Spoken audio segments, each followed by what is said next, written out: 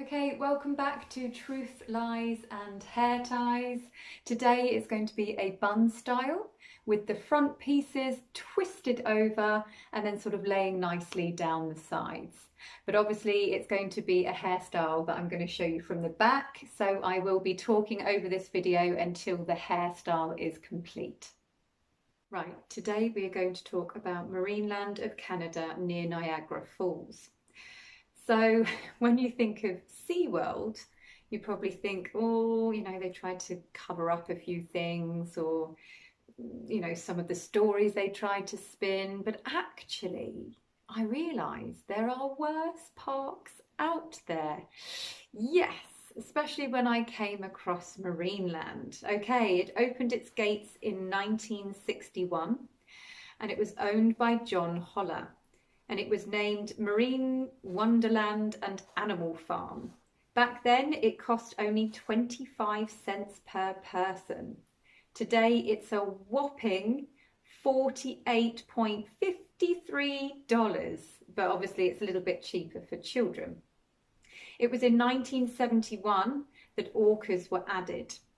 I actually read on Wikipedia the first was Can-Do, who apparently died in 1979, and the cause of death, can't pronounce the name, but it's basically a hole that forms right through the stomach, which can be caused by disease.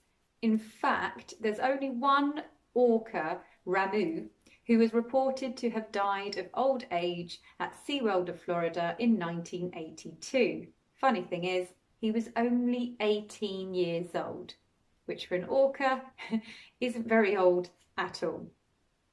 What was interesting is I read on a different article with a website called Niagara This Week that apparently an inventory report indicates that Can-Do's birth was around 1978 and he was captured near Iceland in 1984.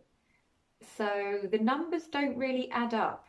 I thought maybe I had the wrong marine park, but nope, it's the one owned by John Holler, and in both websites it describes Can-Do as being the main attraction. So either they've got the dates wrong, or perhaps they pulled a shamoo and basically swapped the orca for another one and called it the same name. I could believe this, especially if Can-Do was the star of the show and brought in lots of money. They then purchased Candy, a 4,000-pound female orca captured off Vancouver Island in 1973. She died later that year. They then added Nootka, who was captured and brought to the park in 1981, in hopes she would mate with Can-Do, and this was successful. They had a calf called Splash. He was then moved to SeaWorld San Diego, where he was later involved with the attack on the trainer Tamari, which is the one where she was pulled out of the water and her arm was bent in a really unnatural way. So like most parks, it actually started with just a few animals, but over the years it grew much bigger.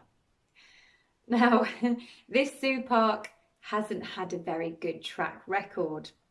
I had only just started with Wikipedia, and the first line pretty much said, "The park's keeping of sea mammals is controversial, and the park is involved in several lawsuits related to the practice."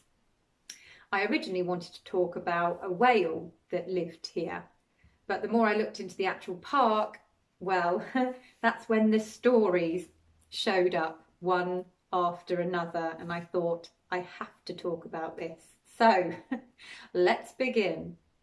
In 1977, the US Department of Fisheries seized 6 bottlenose dolphins that had been illegally caught by John Holler in the Gulf of Mexico.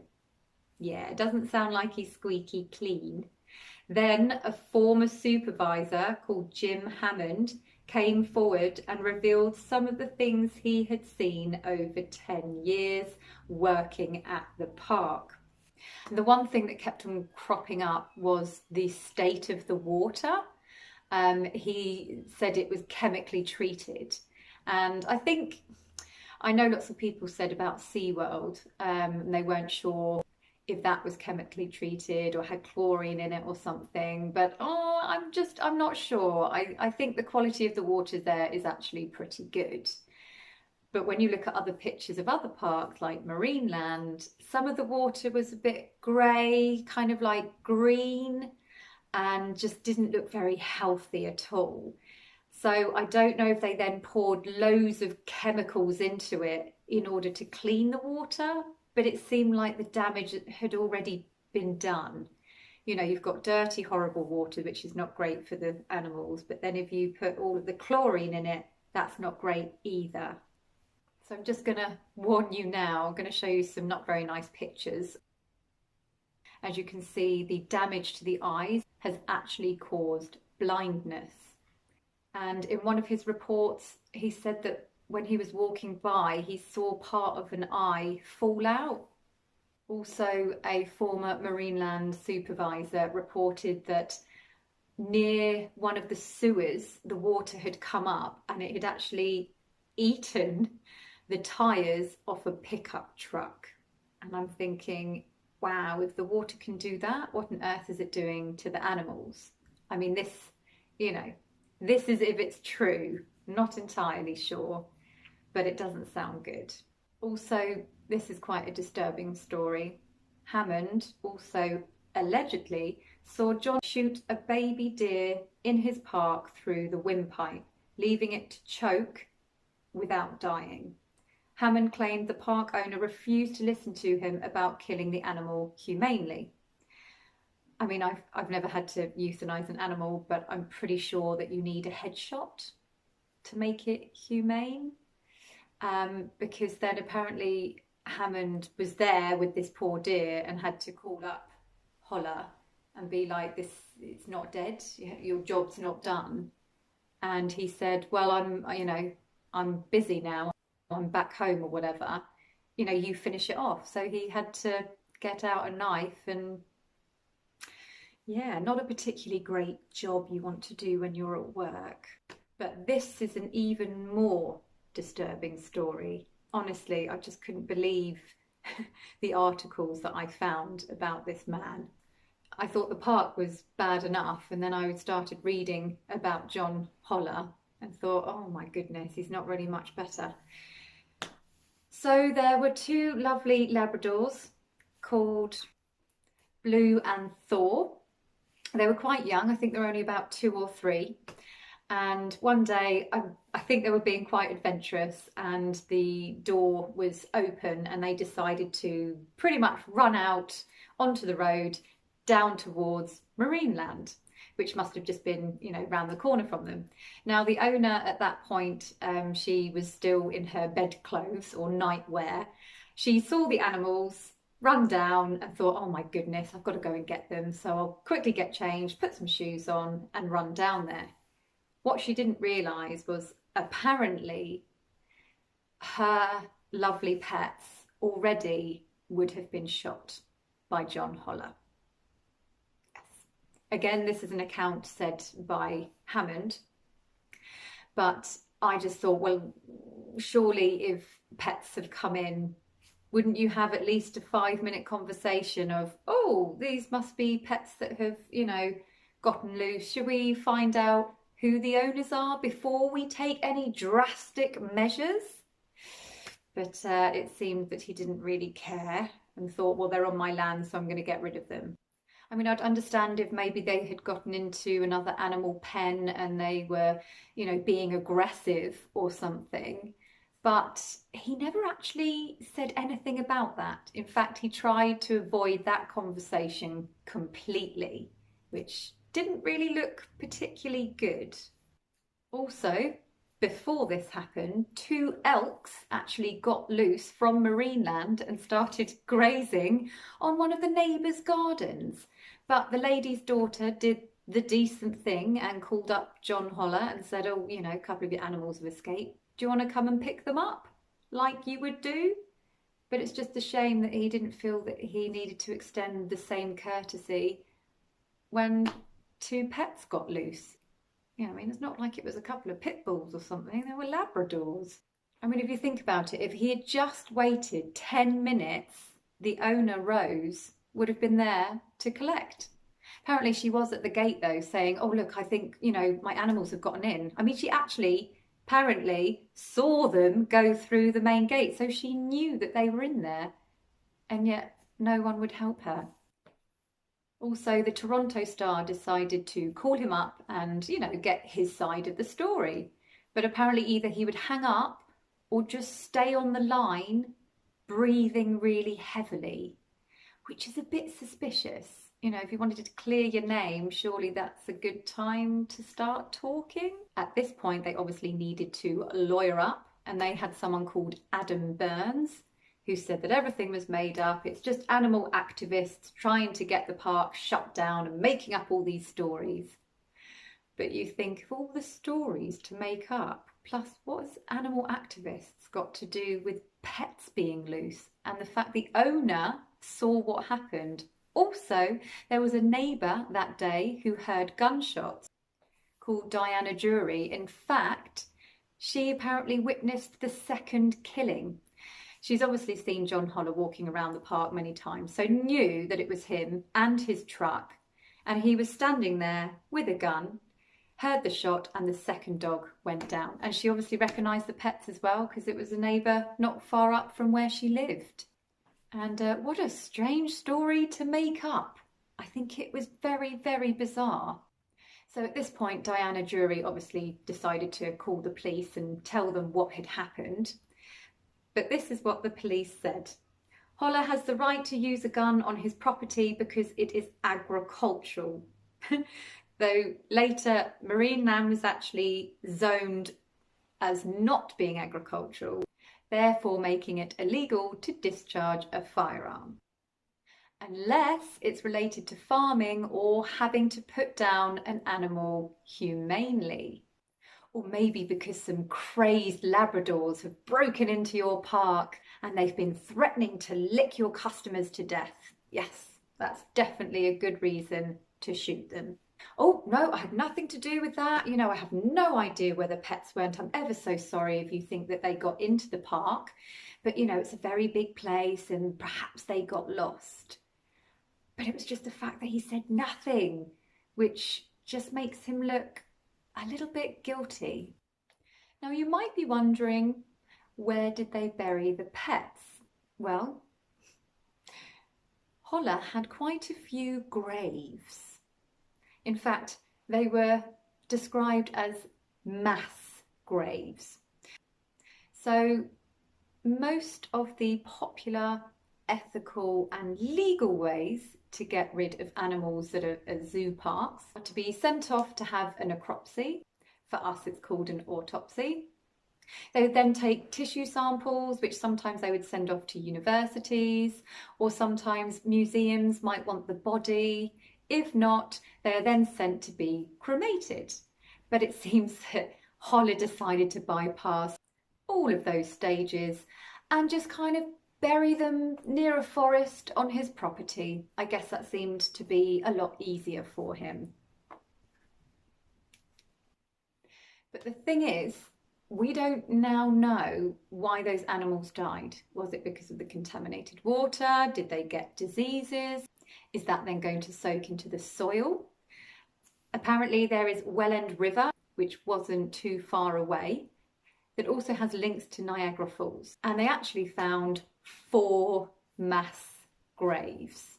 And Jim Hammond said that there were over 1,000 corpses, including orcas, dolphins, seals, walruses, bears, bison and deer.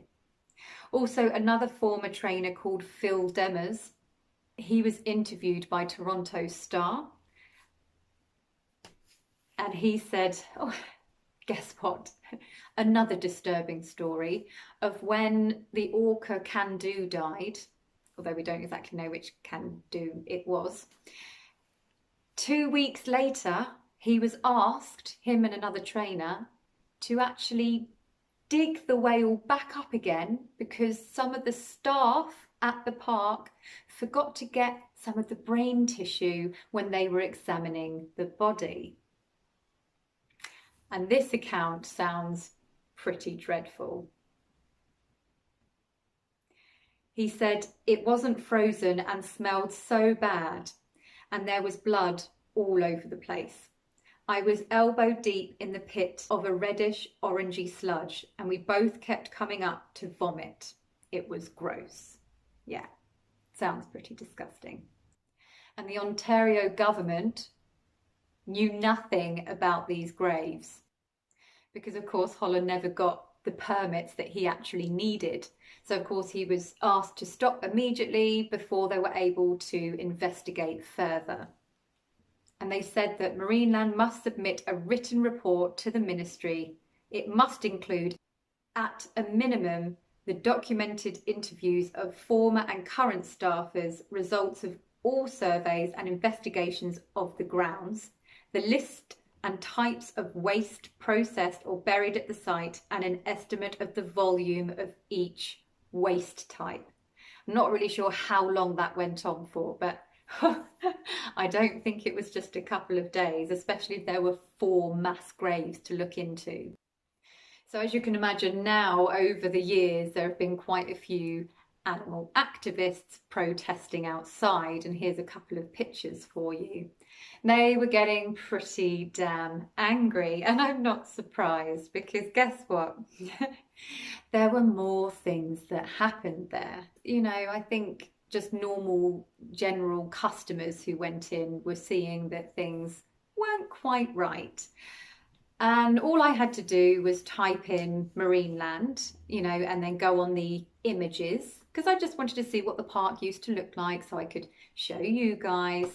And instead, I also got a few horrible pictures that came up, and this is one of them.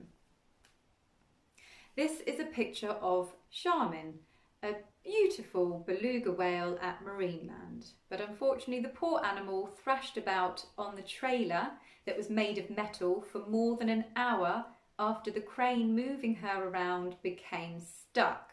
So she was obviously frightened, didn't know why she wasn't being put back into the water, and unfortunately she harmed herself in the process. And there was another beluga whale called Scoot, who at the time was very young, and unfortunately 2 of the larger males threw her against a wall and killed her. But Holler apparently said it's because she contracted bacterial meningitis, and the other whales knew that she was going to die, and so it was kind of like a mercy killing, although it doesn't sound particularly nice. I have seen this and heard of this in the animal kingdom. You know, if one of them's ill, they don't want anyone else to contract it or get the disease, so they'll kind of get rid of them. But can you imagine if you're a customer and you're watching something like that? It's quite disturbing. Also, you know, if they knew she was ill and they thought, well, perhaps she is going to die, why couldn't they have put her down or separated her from the other male whales, especially if she was really young? So there was a lady called Naomi Rose. She was a chief scientist at the Humane Society International. She visited Marineland on 2 occasions and said that she was repulsed by what she saw. She watched the bears up to their chests in water, straining upwards and slamming into each other to catch a single corn pop, she said in an interview. She saw bears with rotting teeth from all of the refined sugars and patches of missing fur. She criticised the lack of space and argues that only dominant aggressive males have den access. Bears cannot exercise normal behaviours due to the presence of too many dominant males. Oh, and if you don't know what corn pops are, they're a US breakfast cereal that looks a bit like puffed wheat but covered in sugar. And these are actually something that you could buy at the park to feed the bears. I'm not surprised that some of their teeth had started to rot. And some people said that Holler purposely didn't feed the animals much food, so that when the customers came round with these little bags of corn pops, that the animals would come up, you know, because they're obviously hungry, and there's the customer thinking they're having a wonderful encounter with an animal because, you know, sometimes they're off or you can't see them clearly. But obviously they're so hungry that they're all going to be near the fence. And yeah, the customers are thinking, oh, this is great. And there was another lady called Elise Paulson, a biologist and consultant on captive wildlife management. And she was asked by Zoo Checker, which is basically a charity for animal protection. They said, oh, can you go in and kind of report back as to what you see? And she saw quite a few deer. One of them was limping. I think another, she said, had like bulges or something on its hind legs. And she also said that it was really bad that they were on concrete ground. You know, if they fell, it could really hurt them. And of course, you're used to seeing deer on like grass, not concrete. And on its hindquarters, it was like really red and sore and looked quite raw. Red and sore and looked quite raw. Anyway, sorry. She also said when she was there watching the bears, she realised that one of them was actually dead.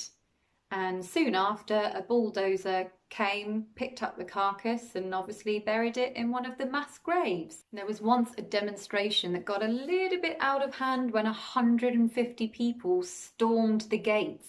They were actually able to go to one of the pools and whilst a show was going on, stand all the way round it, and even the police allowed them to stay there until the show had basically finished. Unfortunately, the province can't really do much when it comes to regulating Marineland. And that's due to the fact that there aren't really many regulations when it comes to marine mammals in captivity, at least not in Ontario. But hopefully that will change at some point. So apparently even the singer of the original Marineland song demanded that her voice was taken out. I guess she didn't want to have any links to the park at all. And here's a quick clip of it. Where the sea lions kiss, so the story goes. It's amazing shows and friendship code. Everyone loves Marineland. Also a former millwright with a history of managing water at a pharmaceutical factory didn't actually have any experience with sea mammals until he arrived at Marineland in 2011. But unfortunately, it proved a tougher job than expected. He actually quit after only 1 year because of the safety measures. I think in order to do his job, he needed several, things that he could use. And apparently a lot of the equipment either wasn't available or it wasn't working very well. And that basically made his job very difficult. So he decided to leave. And the Star was actually able to obtain some of these reports. Okay, so March the 28th, 2011. Aquarium, chlorine line leaks, both ends. 27th, stadium injection pump leaking ozone. Ozone can cause like respiratory and lung problems. And an extreme, death. Okay, so I just found this on Google. When properly administered, ozone greatly enhances the look of a tank as well as eliminates the need for cumbersome water changes because ozone transforms yellowed salt water back to having the same clarity levels as freshly mixed salt water. May 15th, belt off at aquarium compressor, ozone down. May 21st, saw John and asked to meet about ozone leak and aquarium light poles. No show. May 23rd, met John H about ozone leak at side of Friendship Cove building, machine shut down and started to dig. May 30th, called John H about aquarium water. July 1st, asked John H to meet about stadium leaks on piping. No time. July 2nd, asked John H to meet about stadium leaks and quotes for chemicals of aquarium. Said he would stop over in afternoon. No show. So it sounds like he really was trying to do his job to the best of his ability. But if things are going wrong and you can't get hold of the owner and they're not doing anything, that must be extremely frustrating. And as I said, not surprised that he decided to leave after a year. But then you think these poor animals are being left. So as I said before, one of the pumps had stopped working in order to clean the water. So the water was getting manky and dirty and disgusting, which probably caused problems to the animals. But the solution Holler eventually gave was just, okay, we'll just put more chlorine in it now. You know, just put more chemicals in to make the water nice and clean. But obviously the higher percentage that you have of chlorine is also going to damage the animals. So either way, it wasn't particularly a great outcome for them. And there's quite a few like documentaries of Jim Hammond speaking, which obviously I'll link below. This is just a little clip, and yeah, it's quite sad. I think you can actually see that it was very difficult for him to work there. You know, I mean, he'd been there for 10 years, and I think probably the last year was even more difficult. Or they have a different set of priorities.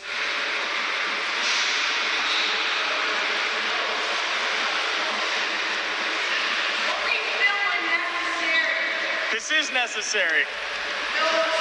Yes, it is. It was like an epiphany for me. I'd realized that I was a part of the problem. So I think Jim Hammond, you know, he did begin to sort of take photos and took a couple of videos here or there to sort of show what the park was like. And I'll just show you a clip here. I saw skin floating in the water. The skin was floating. It would fall off the dolphins and float away.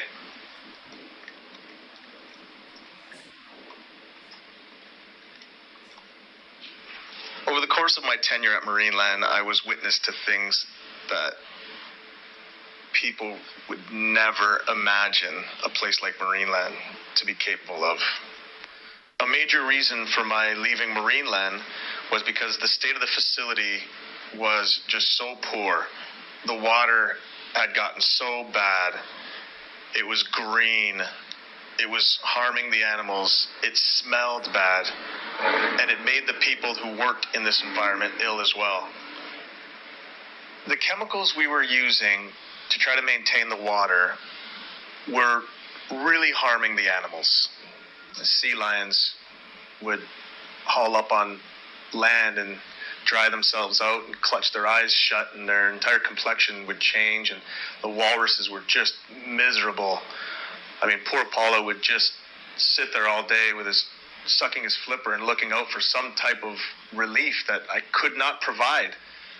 The dolphin's skin was flaking off, their eyes clutched shut.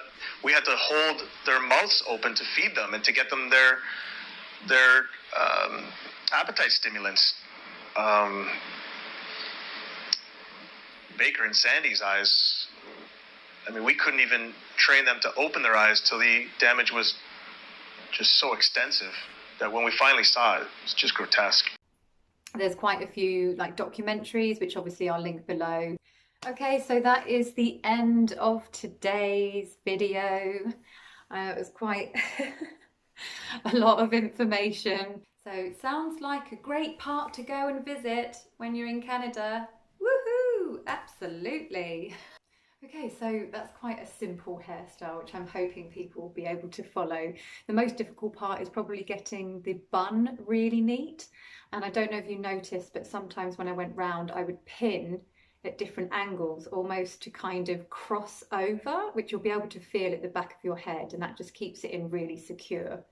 And then of course, when I'm overlapping the top, I just make sure that this is nice and tight as well, and I also cross them over, and that just really keeps it in place. So my ends are actually curled, not by using heat. It was actually, I just rolled it up at night time. My hair was just a little bit damp, and it's created a nice curl. And of course, these bits that you crossed over will be shorter, and that's what I love about the fact that now my bottom part of the hair is dyed. You can actually see it quite nicely, but I like it that it has a little wave to it as well. If it was straight, it would probably look a little bit weird, but it looks quite nice when there's a bit of a wave and a little bit of colour like that as well. Anyway, okay, I will see you in a couple of weeks.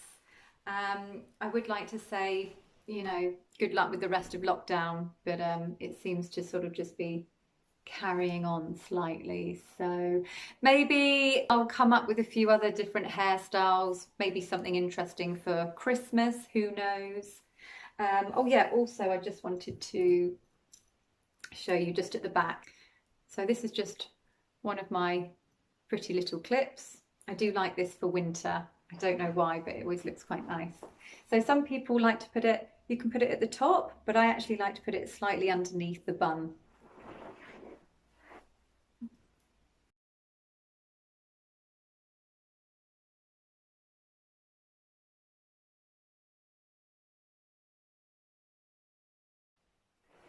Now what I actually managed to do there was I actually picked up a little bit of the hair from the bun, because obviously if you just clip it into the hair,